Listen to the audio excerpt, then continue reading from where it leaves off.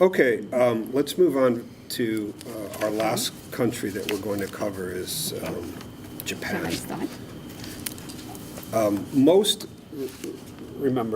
Most companies that we deal with at HVAC are going to be interested in Japan. So we'll probably spend quite a fair bit of time talking about Japan. So, Okay. Betty, please go I'll ahead. start, but Rob would certainly chime in a lot. Sure. So for Japan, we would say that the overarching type of view is manners are very important in conducting business.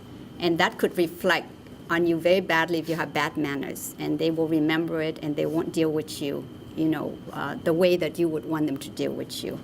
And despite the fact that a lot of the young people especially have gone to the West to study and they have adapted, they understand Western culture, Western ways of life, and they do understand to a certain extent, if you behave in certain ways. But still, when you go to Japan, they do expect you to behave accordingly, meaning that you need to observe a lot of the manners, the rule, and so on.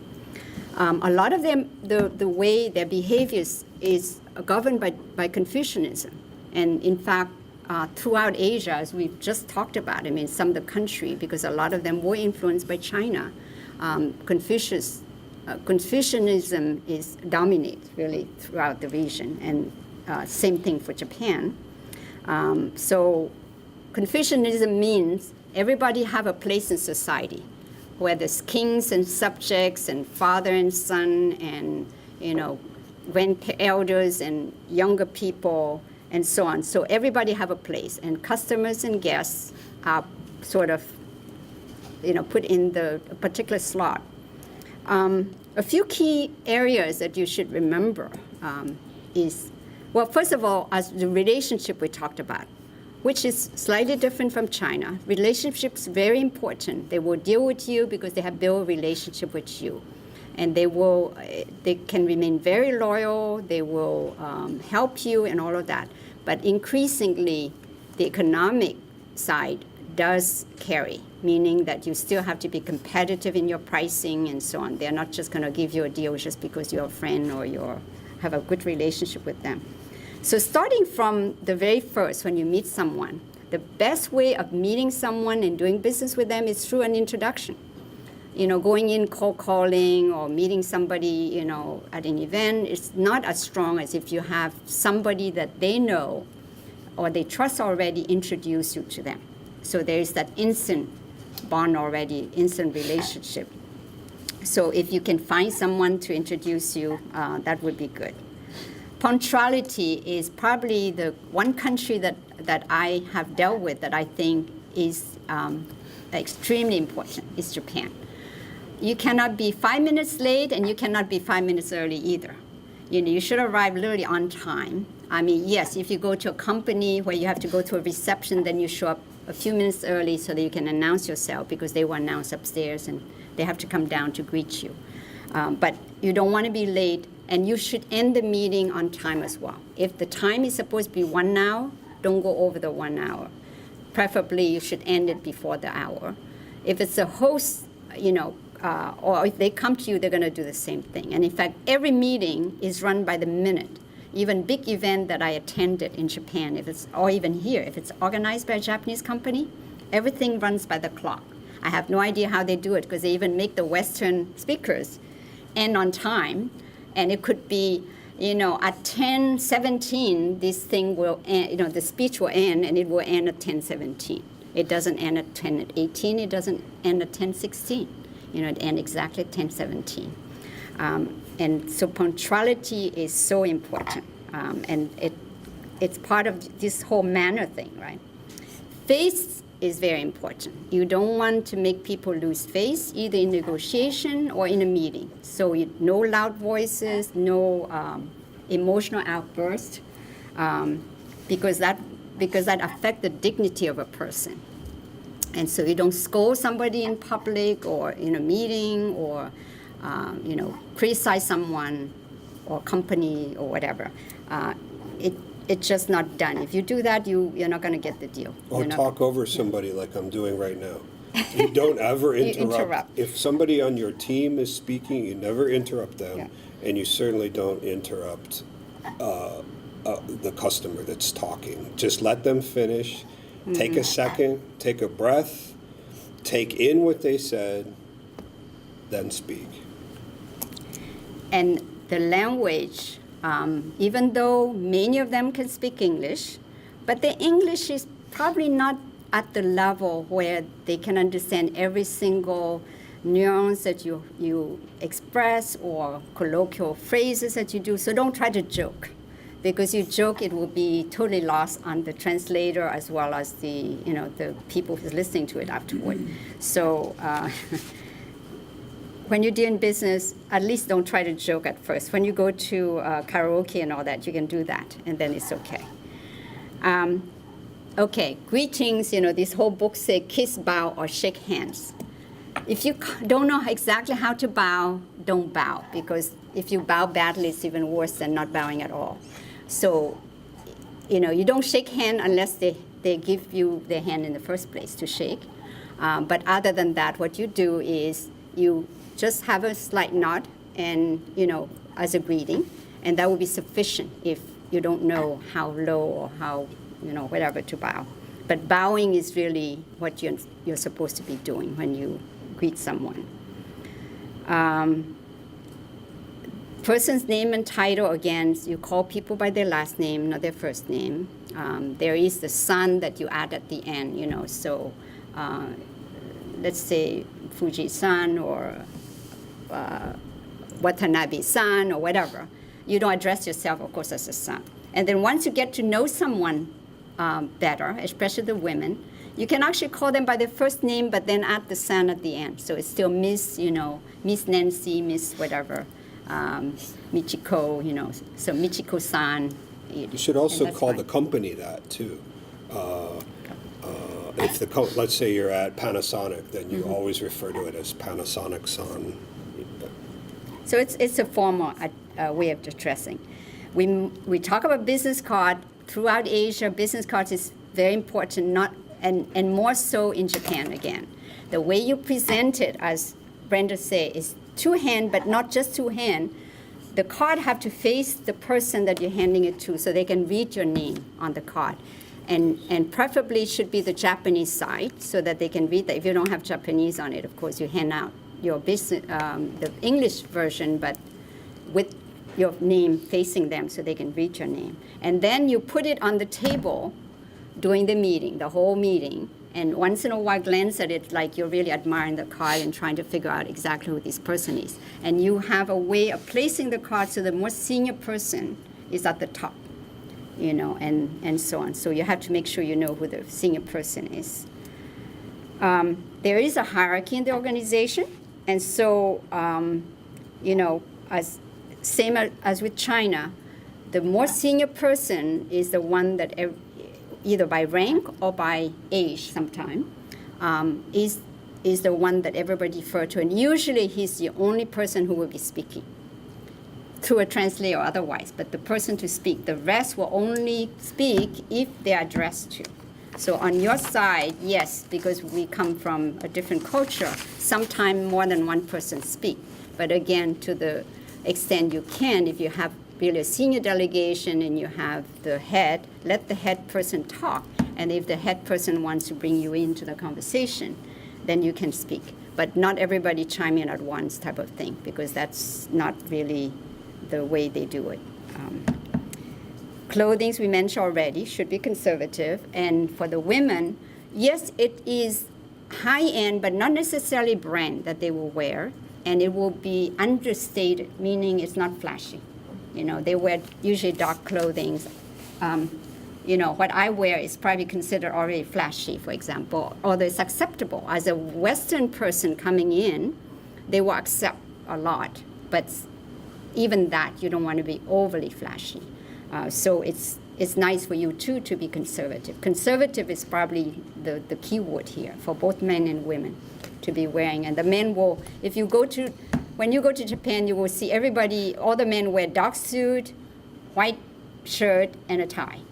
During summer now, they allow them to wear without the coat and tie. But they still have to wear the white shirt. So you will see a sea of people in the street with dark trousers and white shirts. No coat or tie. Sitting arrangement is very formal. So when you go to a meeting, if there's more than one person from your delegation and theirs, the more senior person always sit in the middle and then flanked by whoever's on the side. If you're the only one meeting, of course, then you meet with your counterparty, usually face each other in the meeting room. There's an arrangement. Usually, if you don't know, you let them sit you, and because they will always indicate which seat to sit. They will serve you tea. It's always normal. If they come here, it would be good if you can serve them tea, and not in a paper cup. It should be in, porcelain cup. I had to get Bank of Hawaii to do that at one stage, because we would have people coming to our CEO. Either they don't get served drink, or they get served in these, what I consider to be cafeteria cups.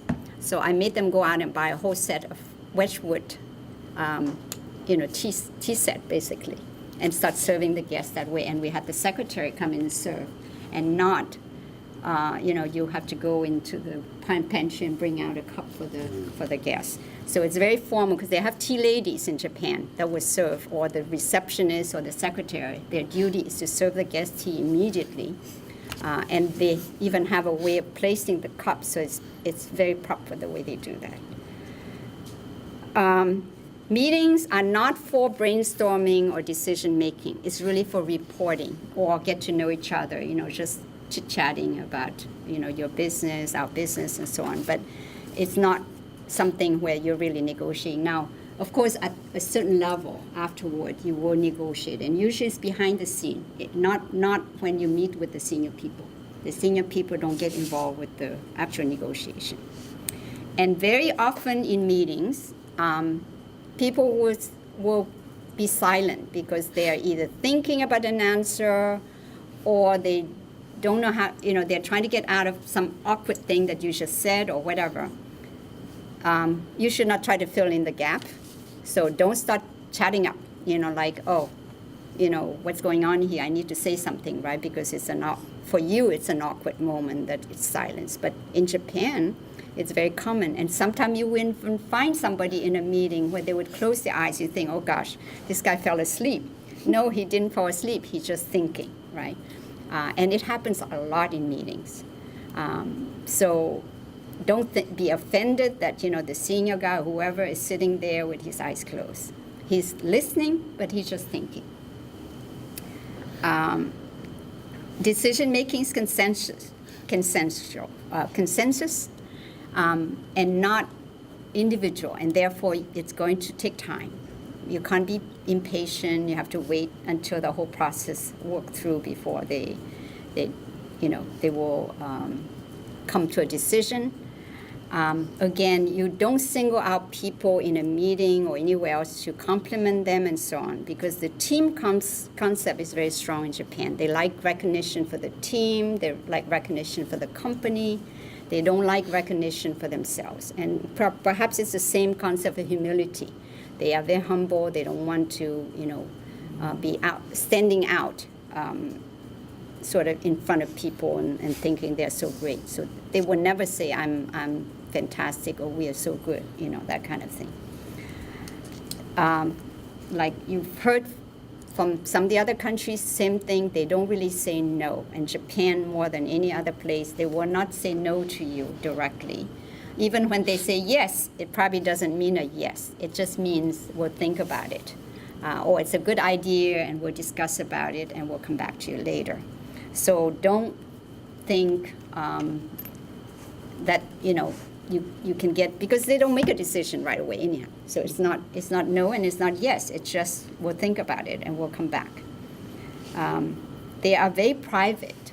So you should not be asking personal questions in meeting. You don't, especially in the first meeting, you don't even talk about their family. You don't talk about all of that. How many children do you have? Are you married? Are you, whatever. Those questions, in fact, I should have mentioned that in Vietnam it's the reverse.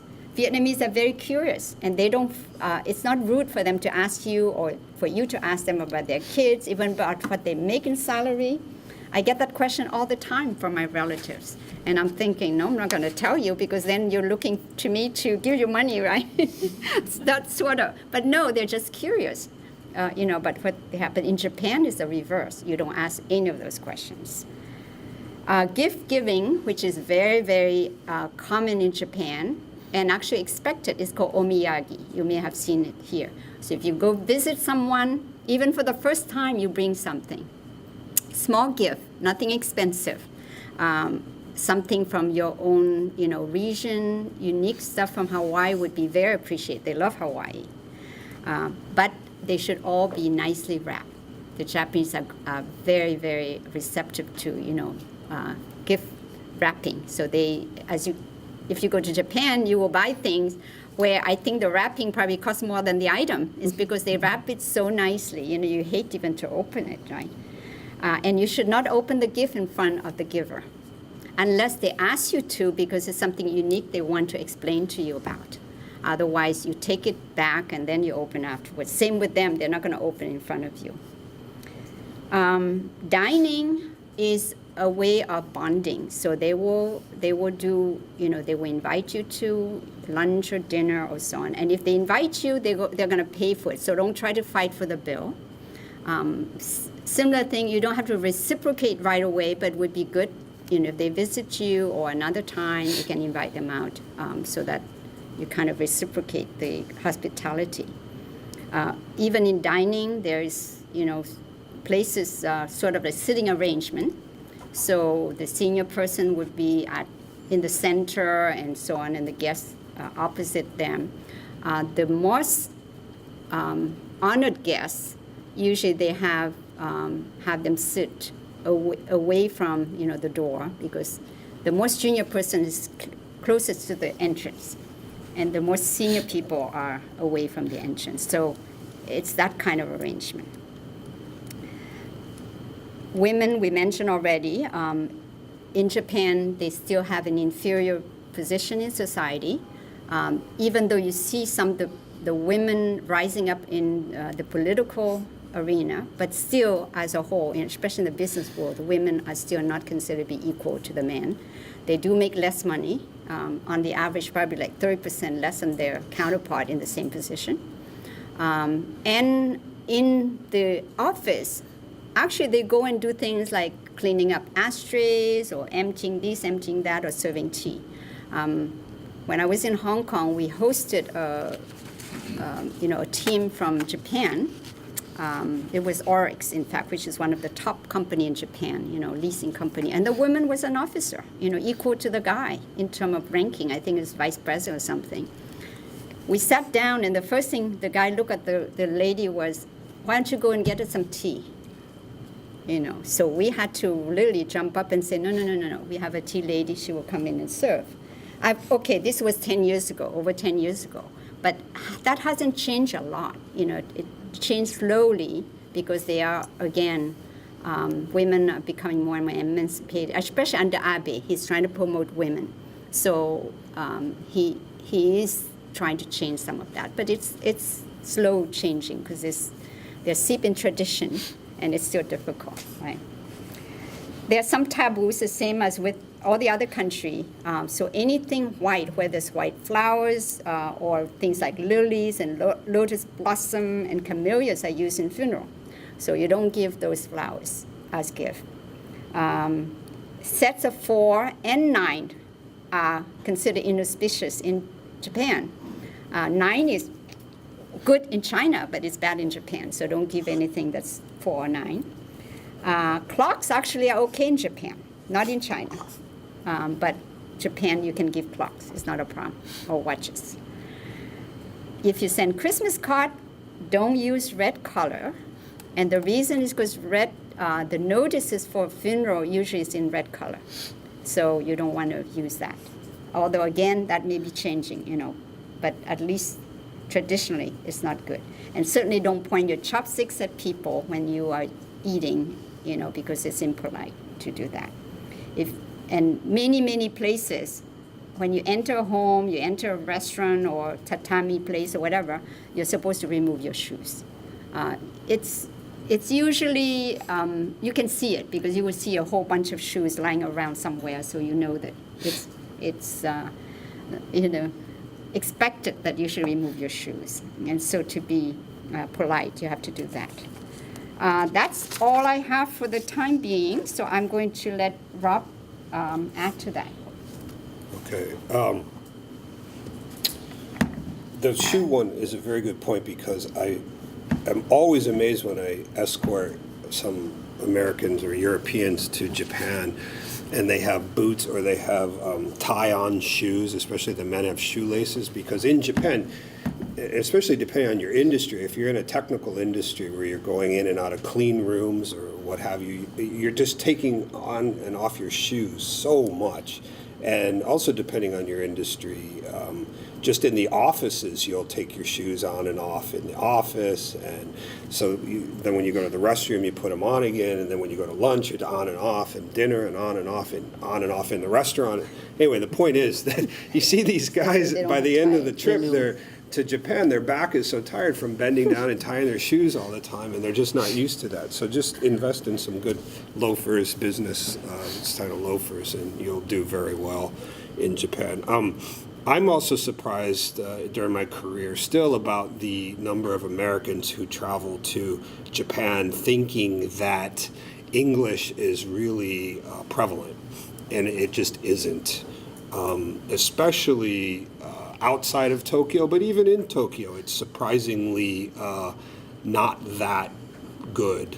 And that's okay, it's Japan, so they should be speaking Japanese. But I find that compared to other countries in Asia, it's just not as English-oriented as the expectation that most Americans have, okay? It's not like going to the Netherlands and everybody speaks English. It just isn't that way. And in the companies that you're meeting with, you might often get, they will assign the best English speaker to deal with you, but that person probably isn't the decision maker anyway. So you have to deal with that person, but they're not the person who's actually going to decide what's happening. They'll make a recommendation to the decision maker. So you need to understand the dynamics of what's going on there. It's sort of common sense. If you were visiting some company in California, you'd try to understand the dynamics and who's a decision maker or whatever. It's the same in any Asian country as well, but it's just a little bit different. I would say also, I've seen Americans will have a difficult time in Japan with what Betty alluded to, and there's a lot of silence in meetings. Just like this, thinking. It gives American people the willy-nillys having long periods of silence, and that's perfectly okay. It's normal in Japan.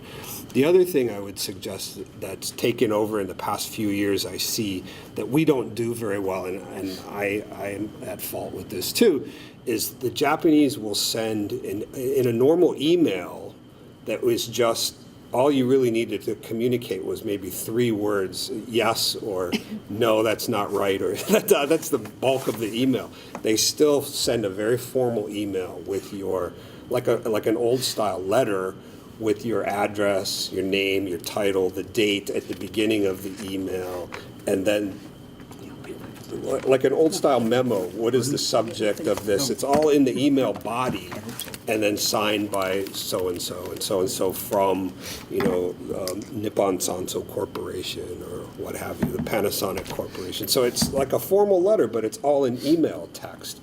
And they sort of expect that that's what you're going to send to them as well. And I think that's very difficult for Americans now to send a real formal email like that. Even when you're sending what you consider to be a formal email to your American customers, it's not that complicated, right, with the titles and the address of the company and all of that stuff in there. So just pay attention to that. Pay attention to the language you use, make it very uncomplicated, as Betty said. Don't use a lot of slang and jokes because it just doesn't go over well. They don't understand it. They get confused, and then you make them feel like their English isn't good, and the whole thing just deteriorates quickly. So just speak plainly and simply, and try to get to the point, and just be very, very polite. And I think that will help you a lot. They're not a huggy people. In Hawaii, we're pretty huggy, and we like to get close to people, physically close, especially people you may have met one time before. You can hug them, kiss them. In Japan, no, don't even try to get in their personal space. It's just not going to work out. Now, if they've dealt with foreigners a lot, they may shake your hand, and okay, do it. But generally speaking, they won't shake hands. Most of them don't know how to do it, don't want to do it. They prefer the bow, and so you just formal. I can't stress enough the business card situation. Do not go to Asia, anywhere in Asia, without a couple of boxes of business cards. Don't be the person who runs out of business cards and you have to say to somebody, oh, sorry, I gave away all my business cards already. So you're not important enough that I could save a business card for you. That's kind of what you're saying. So make sure you have a lot, a couple boxes of 250, and you can get these little things for 99 cents at a Muji store or somewhere, anywhere in Asia, to carry your business cards. And then, as Betty said, you present it that way. Always. In this country, I see it all the time because I spent so much of my life in Asia that when I visit companies in the U.S. and I see how casual they are about business cards. Either they don't give them to you, or they'll actually throw them like they're a blackjack dealer, or they just kind of put it on the table for you. It's really shocking to me. Where almost everywhere in Asia, but really in Japan, it's very strict how you do that. And if you were to just sort of throw somebody a card like that, it would be like picking your nose in public or something. I mean, it's like, oh my God, this is shocking. So it's very simple, but just study it. You can see some YouTube videos on what to do. It's not complicated. And once you do it the first time, you take the card, I think, and you look at it and you just sort of study it. What's his name or her name? What's her title? Oh, she's based in Yokohama. She's not based in Tokyo. I mean, take a few seconds and just understand it, because they put information on there. There's a point to it. Right? Every word on there, there's some meaning of why it's there. So try to look at it, figure that out, and then keep the card out somewhere or put it in your little slot. But don't sit on it. Certainly don't write on it. That sort of thing. Right? It's a very common sense sort of thing, but we need to be reminded of it, because to them these are all little offenses that you don't want to do while you're there. Let's see. About Japan, punctuality, you were exactly there. You don't be too early, don't be too late, but never be late, okay? And you can't use the excuse of, well, traffic was really bad on the H1, okay? Or the subway was broken today or whatever. Well, you should have left 2 hours earlier anticipating that the subway could be broken, right? That's just the way it is. So make sure you're there. If you've never been to the building you're going to before, go early, find it, make sure you can get into the building, and then if you're really early, go for a walk. Get a cup of coffee, get a bottle of water somewhere, but be at that building at 10 o'clock or whenever your meeting is, right? Don't be that person that gets there at 10:20 and says, oh, sorry, the addresses in Japan are really confusing. I couldn't figure it out. Sorry, we're late. That right there, you might as well just not even go to that meeting, right? It's important almost everywhere in the world, but it's extremely important there. That's about it. I think with Japan, we would wrap it up, and then I would just have a couple summary comments and say, the things that we've talked about today are not complicated. a lot of it is common sense, but there are some differences between what in this country or this state we would consider to be common sense versus what is common sense in China, what's common sense in Japan. And I think that that's really the difference. That could be the definition of cultural issues, is sort of what's the difference in my version of common sense and your version of common sense. And that's where we have these slight little differences. But they're not hard to overcome, and they're not extremely complicated. So what I would suggest is you look at, can you raise that book one more time? Because that's useful. Yeah. The Kiss, Bow, or Shake Hands. Very simple book, but it's quite useful. But there's lots of resources on the internet to find if you're going to a country. On the other hand, don't make it so complicated for yourself that you don't want to visit a country. Go. Just be humble. Be polite as you can. Don't be loud. Americans can be loud, and that's just not a good thing anywhere in Asia that you would go. I would also say, please contact an American Chamber of Commerce where you're going. Those are extremely helpful resources. There's people there that have been in country for many, many, many years. Also, there's an embassy likely or a consulate near you. Please contact the consulate or the embassy, visit them, get some ideas about the local culture there too. You should have relationships with all of those people anyway if you're going to do business in that country.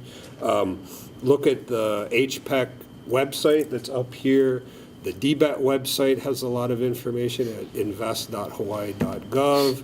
There's the U.S. Commercial Service has a great website. There's Export.gov under the Commercial Service that can point you to a lot of things. They publish a document about each country doing business in China, doing business in Indonesia, doing business in whatever country, that are updated at least every 2 years. Some countries updated every year, and there's a wealth of information there as well. But also don't feel like you're the first person to go to Japan. You're not. You're not the first person to go to China. There's a lot of people that you can ask for advice here or elsewhere. So please do that. Please ask questions. Be interested in their cultures. I think people generally are just happy if you show that you're interested in the culture, you're interested in the food, you're interested in the language, things like this. I think that goes very, very far. And when you go to these countries, you should be as open-minded as you can, because it is different. There's no question about it. And Japan is very different from Korea, is very different from China, is extremely different from Indonesia. And so I always talk to my people that I consult to in marketing and international marketing that don't think of Asia as this big monolithic market. It's many, many markets that are extremely different from one another. It's much different than doing business in Europe or doing business in Latin America, for example, where there could be a lot of cultural similarities between the countries, even if the languages are different. A lot of cultural similarities. But in Asia, each country is really very different from the next. And even within the country, there can be a lot of differences. So please keep that in mind, but go out there and do your best and have fun and export. Any final comments? All right, that's it. Thank you very much for attending. So let's have some questions if anybody has questions. Please. Yeah, I went to Tokyo Designers Week about 2 years ago. I was an exhibitor there. I went to visit 1 year, and then I went the next year to exhibit. But I had a really hard time trying to establish buyers. One was there was a language barrier, but I found many interested parties that wanted to buy my wares. And I talked to a friend that lived in Japan for a long time, and he explained to me that decisions can't be made very quickly. So whereas they might have really been interested in my products, going to the show, I wasn't able to actually leave all my product there. I sold quite a bit, individual, but I was looking for a big buyer. How am I going to get into that? Well, making that sale? Step back from it a little bit and think that Japan is really the inventors or the source of the modern supply chain management model, right? A lot of that, what we in industry, especially manufacturing industries, a lot of that whole Kanban mentality and just-in-time mentality that's used in this country came from Japan in the 80s and what have you. But it goes way back. I mean, many, many years in Japan, decades, even way before the war, about supply chain management and middlemen and all of these things. So what happens is a supplier like you don't fit into the existing supply chain, and they need a way to figure out how to get you into the supply chain safely and make sure you can continue to deliver product well into the future at roughly the same price and quality that you're doing it now. And if you can imagine that, how to fit in that way and convince them every interaction you have with them that you're able to fit into that supply chain with the price and the quality and the amount and be able to ramp up as necessary, then it's much easier for you to slip in there. But until you're able to convey that in everything that you do in your marketing literature and your website and the people that you put in front of the customer, it's going to be difficult for you to do that. But once you're able to, your company can do that and show that, I think it's pretty straightforward. And I've helped many, many, many companies do what you're trying to do. But does that kind of answer your question? I was going to say that follow-up is important because you're there for such a short time, and as you said, decision-making take a long time. So even if they're interested, if you're gone and you disappear and you don't come back, there's no way for them to follow up to continue their decision-making process. So the thing to leave with them is, I realize that, it takes time for you to decide whether you can buy or deal with me. And, either I will come back in whatever time frame you have in mind, or can we follow up the discussion via email, telephone, whatever you want. How can we continue the discussion and just keep up that process. Some of the people who exported product to Japan did say that they had to come back like 2-3 years before they even get anything done. Because if you keep coming back and they see you, they say, oh, okay, this guy is a constant presence, so it's not like he's just come one time and he leaves. But rather he's interested, he wants to do something here, so maybe it's worthwhile for us to continue, working with him or discuss with him until we can actually buy from him. Yeah, it pretty much answers my question, but it gives me some new insight to solving my problem. But I'm still thinking that I need to have some kind of a third party to help me access some of those clients, because going to a trade show and being available and handing out the literature, I haven't been able to establish. No, it would be extremely helpful for you to have somebody there who could communicate with your potential customers on a weekly or a couple times a month, or at worst case monthly. Just ping them and say, hey, we're here, we're still alive, we're ready to ship. As soon as you give us the purchase order, we're ready to go. Also giving them news. Hey, we received another order from this customer in wherever, Florida, or whatever, that it helps stabilize our manufacturing inputs and outputs. And so they're interested in all of that, right? Because you're trying to squeeze into an existing supply chain, and they need to know, again, how are you going to be there 2 or 3 years from now after they start this relationship with you? They need you to seamlessly slip into this supply system, right? Not cause any problems in the supply system. And I wanted to thank you for your insights about China business. I'm actually on the internet last night trying to coordinate with a partner in China, and was very curious why they're withholding information about an event.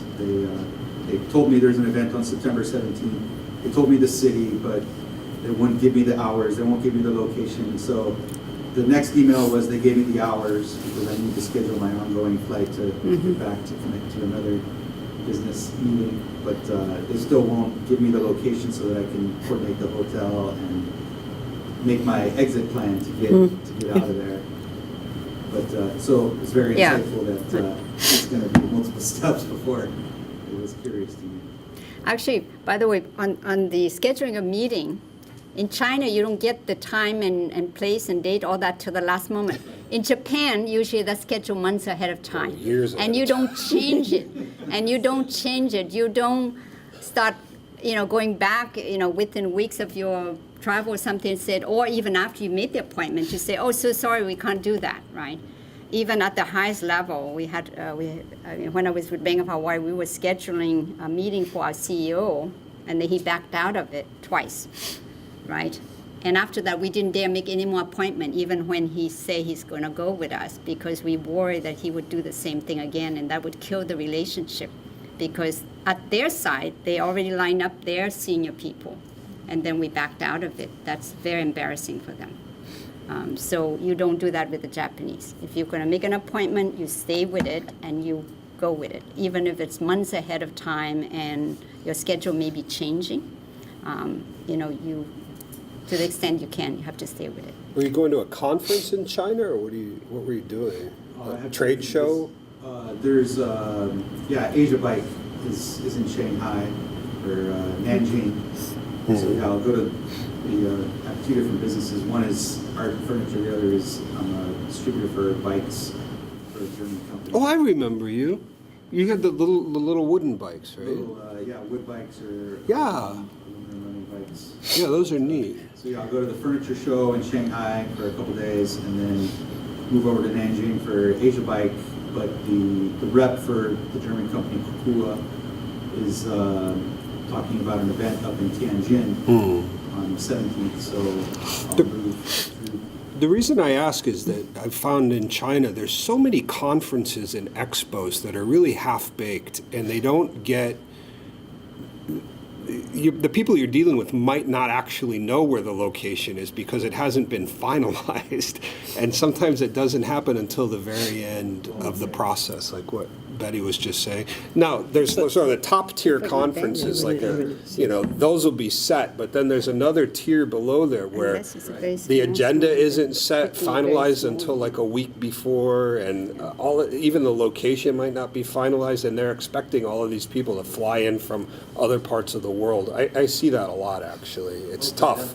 It's very tough to decide whether or not to go. And That might be the case then, because the last event is just, it's the Kukua Cup, so it's a balanced bike race where she says they cap it at 400 entrants. That's pretty massive for a kids balanced bike race. Right. That must be that they know they're going to do it in Tianjin, but just maybe not where.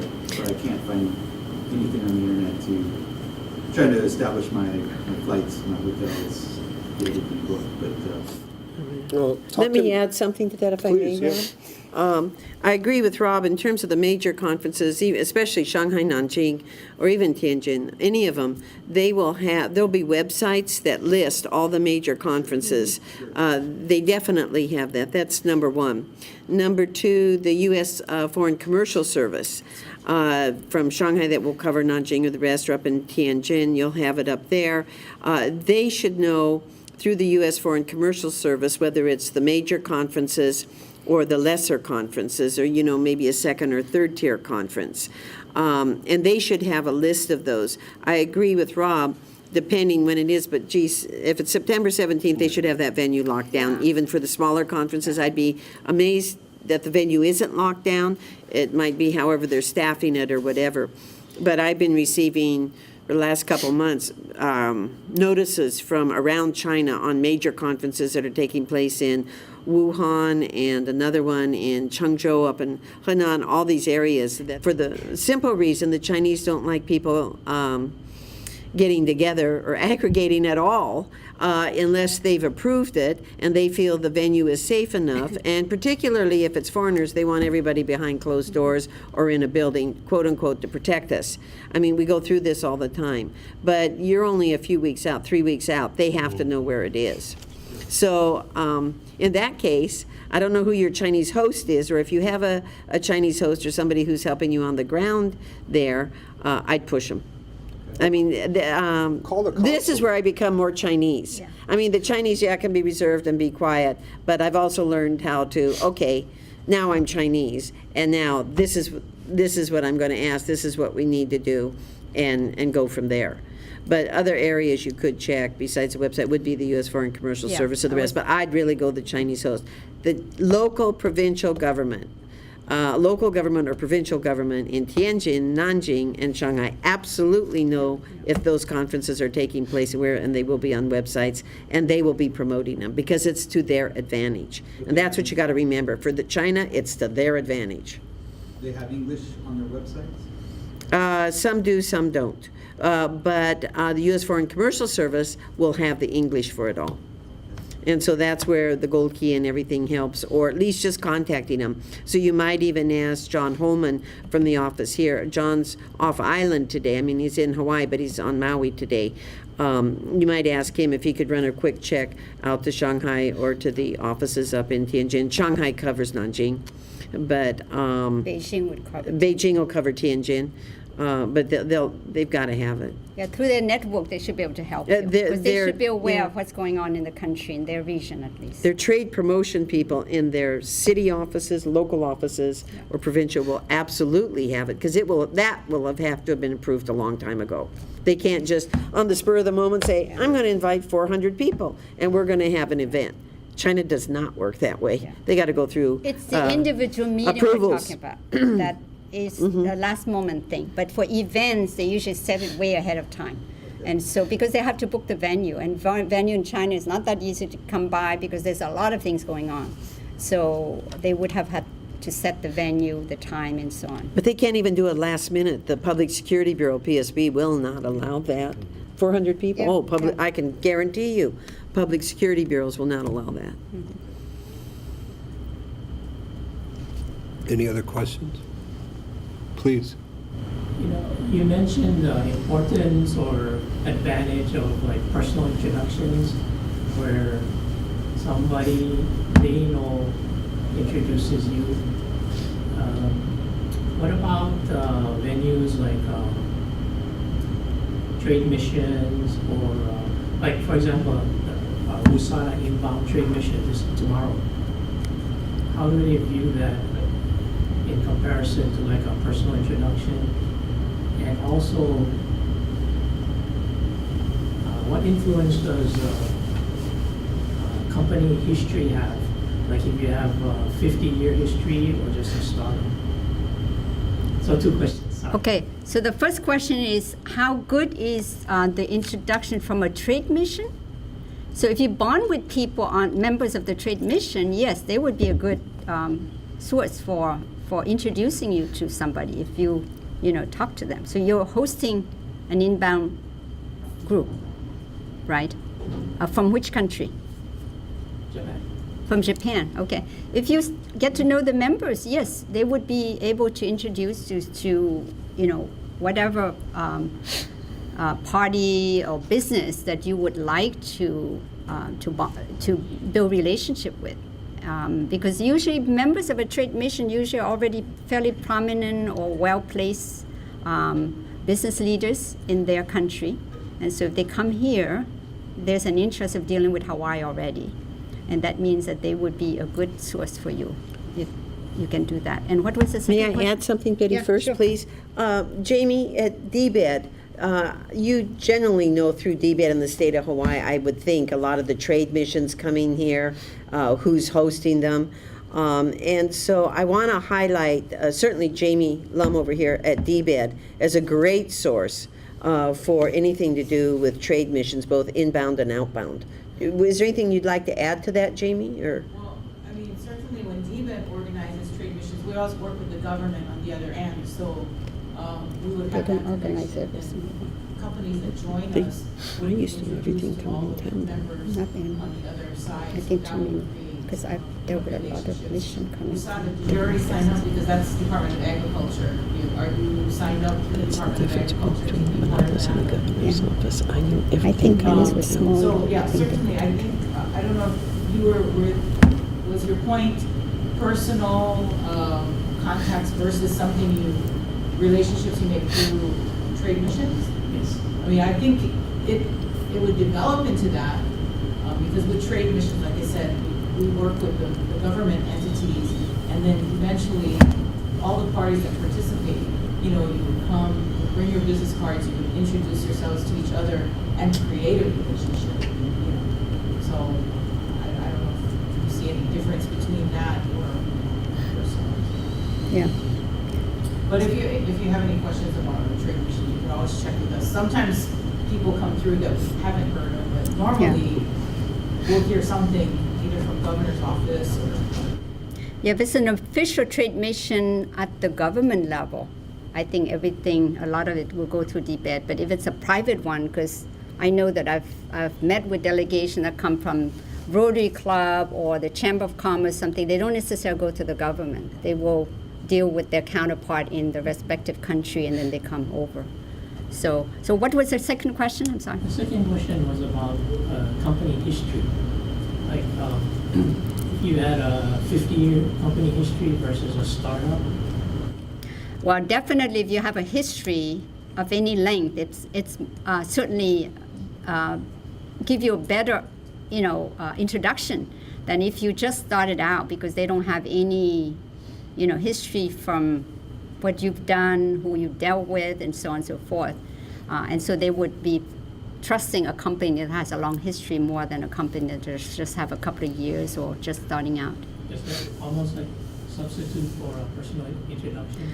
Not necessarily, unless your company is so well known, yes. If you're a big company in Hawaii or US and you go there and you try to make an appointment, you might be able to get people to meet with you and, deal with you. But if you're not a well-known company, there's no way they're going to know who you are. So the introductions serve as sort of saying, oh, this company is XYZ, and, so it puts you in a categories where they can sort of place you and say, oh, he's known by somebody. And so I can at least trust him that far, trust that company that far.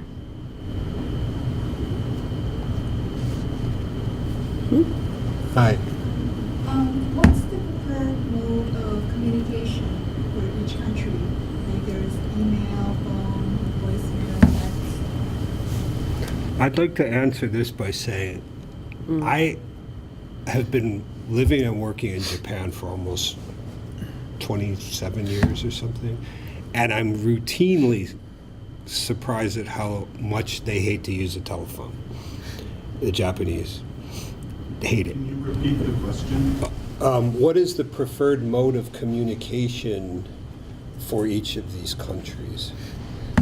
And they hate to use the telephone, I think, because even people that know each other well don't like to bother the other person by calling them, right?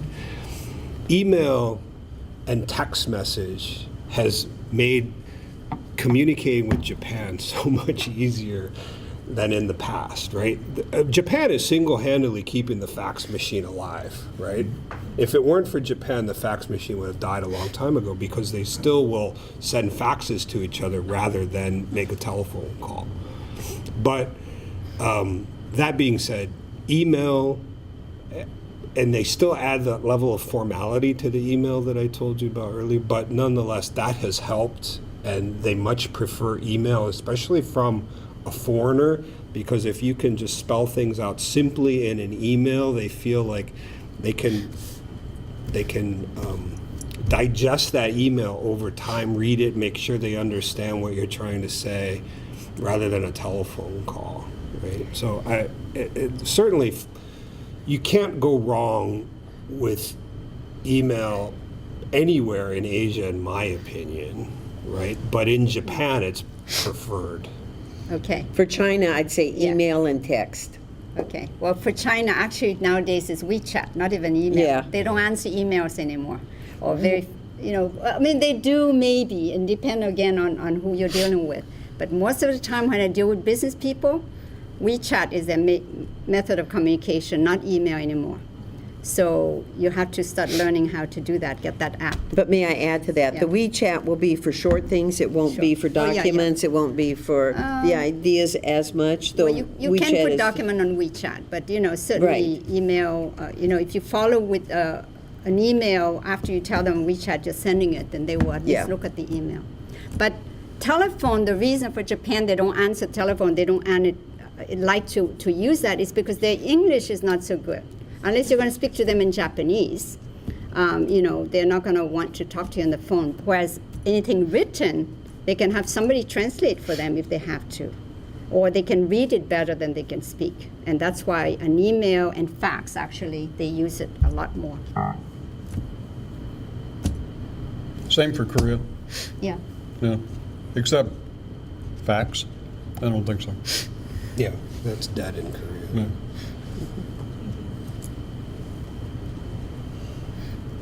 Anybody else?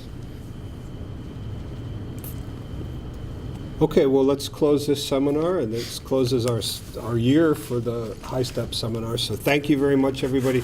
This will be online in about a week. If you'd like to review it, it'll be on the HPEC YouTube channel and also on the DBET website. But thank you very much for coming. Actually, just one last advice.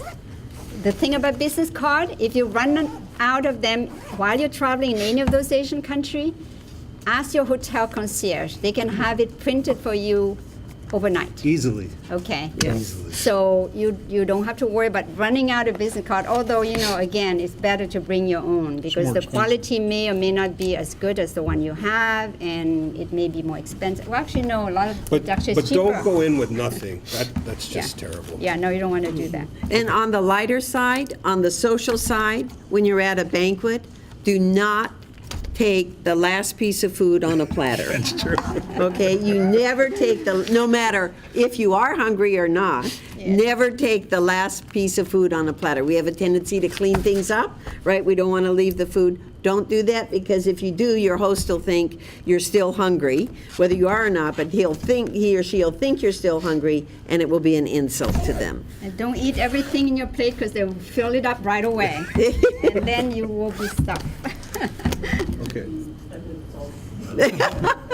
Thank you, everybody. Thank you. Aloha.